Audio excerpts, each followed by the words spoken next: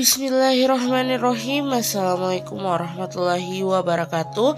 Baik, pada video kali ini saya akan mempraktekkan terkait teknik dan tahap konseling tahap 2, yaitu mempersonalisasi. Baik, perkenalkan, nama saya Nabila Syafi'i dengan NIM 20404502053 dari kelas A BK angkatan 22, prodi bimbingan dan konseling, jurusan psikologi pendidikan dan bimbingan Fakultas Ilmu Pendidikan Universitas Negeri Makassar. Baik, langsung saja kepada video prakteknya. Selamat pagi Naleli, bagaimana perasaannya hari ini? Pagi Bu, saya merasa sangat cemas dan takut akan masa depan saya. Saya tidak tahu harus kemana, saya sangat menakutkan. Saya mengerti perasaan Nak Leli, di mana terkadang perasaan tidak pasti tentang masa depan itu bisa sangat mendekat. Jadi mari kita bicarakan lebih lanjut terkait tentang perasaan Nak Leli ini. Apakah kamu tahu apa yang ingin kamu capai dalam hidupmu, atau apa yang membuatmu merasa bahagia? Saya tidak yakin. Sebagian dari masalahnya saya merasa saya tidak tahu dan tidak memiliki arah yang hidup saya. Jika begitu, itu adalah sebuah perasaan yang sebenarnya sudah sangat umum, Nak Leli.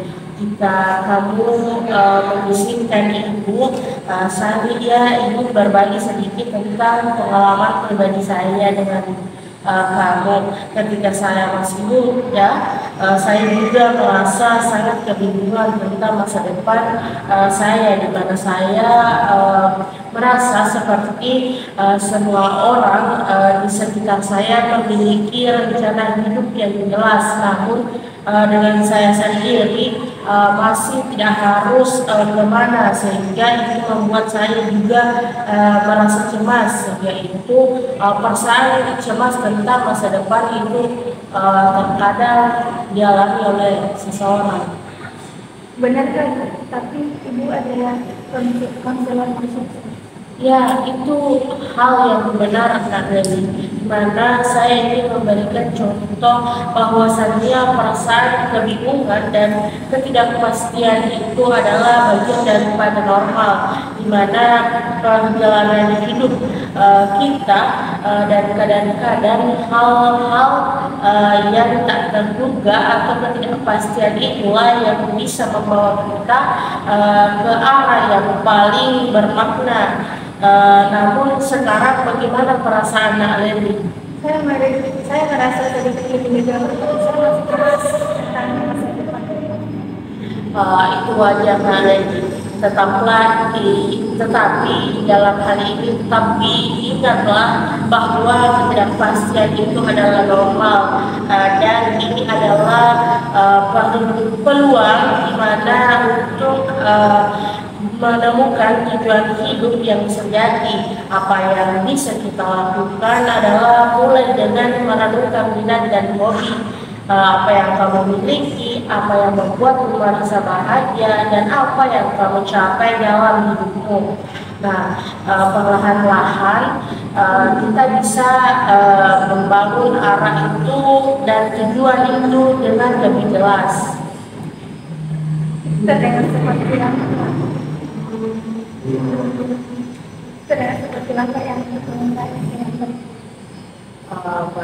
Namun selain itu penting juga untuk menghargai proses eksplorasi diri Nak Leli sendiri. Saya akan membantu Nak Leli menjelajahi minat dan tujuan Nak Leli dengan lebih dalam lagi, dalam membantu Nak Leli memahami perasaan selama proses ini nantinya, dan ketahui bahwa Nak Leli tidak sendirian dalam perasaan ini, melainkan banyak orang yang seperti itu. Jangan ragu untuk menghubungi saya lagi terkait dengan, semoga kita bisa bekerja sama untuk membantu Nak Leli merasa lebih lega lagi, lebih leluasa tentang masa depan yang tidak pasti ini.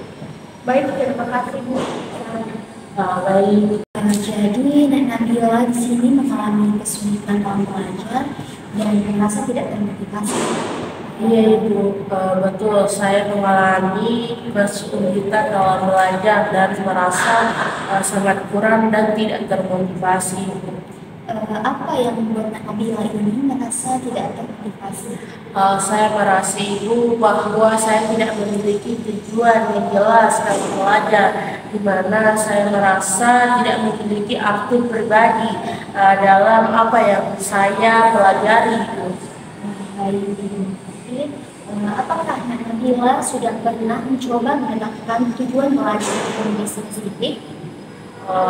Dalam hal ini Ibu tidak pernah Ibu, di mana saya tidak harus memulai, saya tidak tahu harus memulai dari bagian mana dulu Ibu dan dari mana saya harus memulainya.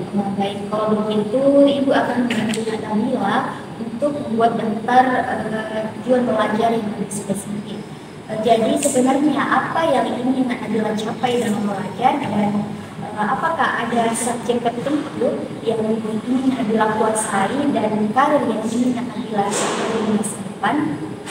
Saya sebenarnya Ibu ingin menjadi seorang ahli dalam bidang matematika sendiri dan ingin mencapai dalam menjadi insinyur di masa depan nantinya Ibu, bagi karir saya Ibu.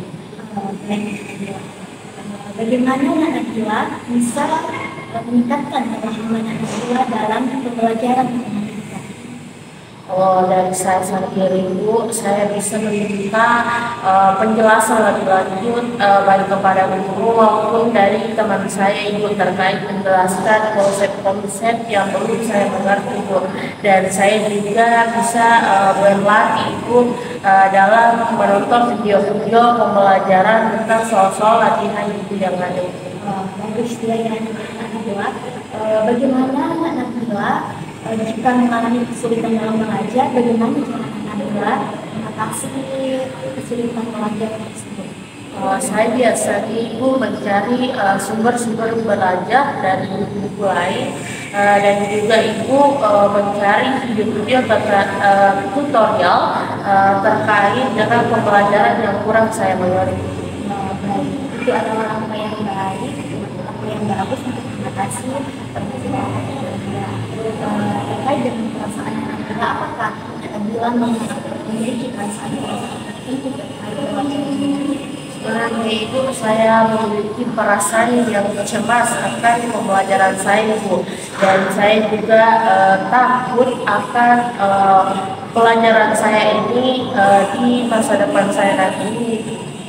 Perasaan itu yang wajar dari Nabila, namun di sini perasaan tersebut tidak boleh membuat Nabila mengalami kesulitan untuk mencapai tujuan Nabila.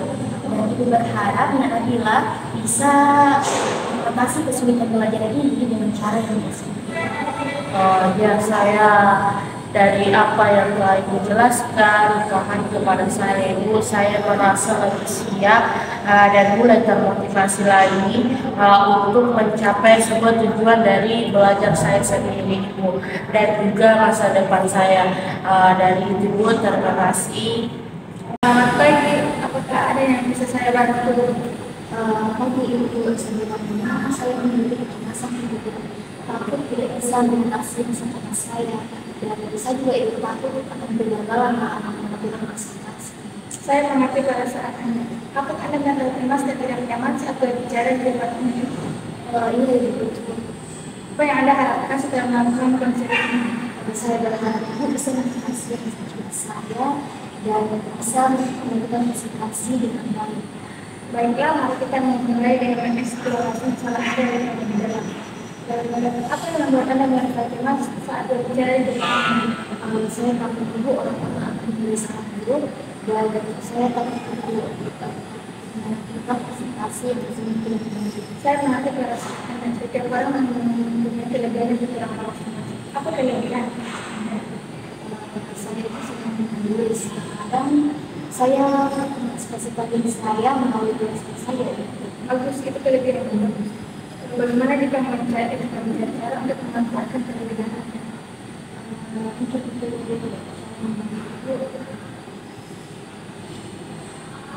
ya itu mungkin bisa membantu. Baik dulu, sama-sama. Bagaimana kalau kita membuat rencana tindakan dan untuk mengimplementasi di masyarakat?